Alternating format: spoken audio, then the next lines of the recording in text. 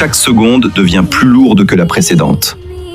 Rani est allongée, inconsciente, son corps perdant beaucoup de sang. Autour d'elle, les cris fusent, la panique s'installe. On la supplie d'ouvrir les yeux, de revenir. Mais rien ne se passe. L'urgence est totale. Vir, menotté, se débat sans relâche. Il supplie qu'on lui enlève ses menottes. Sa voix tremble, son regard est rempli de peur. Il ne voit plus des policiers autour de lui. Il voit seulement sa femme entre la vie et la mort. L'inspecteur Vijay reste ferme. Pour lui, la loi passe avant tout. Vir est en état d'arrestation et il est hors de question de le laisser intervenir. Mais la situation devient incontrôlable. Le sang continue de couler et le temps file dangereusement. Certains insistent pour appeler une ambulance. D'autres crient que ce sera trop tard.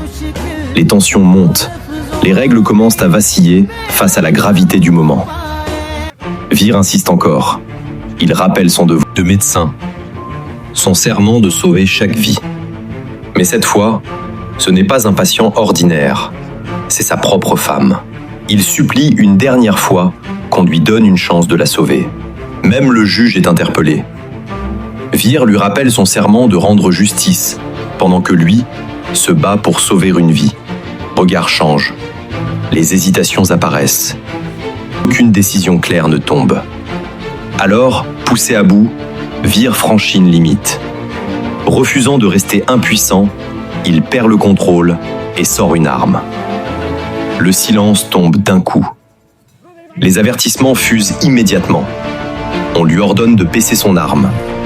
On le prévient qu'il est en train de détruire sa vie. Mais Vir n'écoute plus rien. Dans son esprit, il n'y a plus de règles, plus de conséquences. Seulement une seule obsession. Sauver Rani avant qu'il ne soit trop tard. Si tu veux la suite, abonne-toi.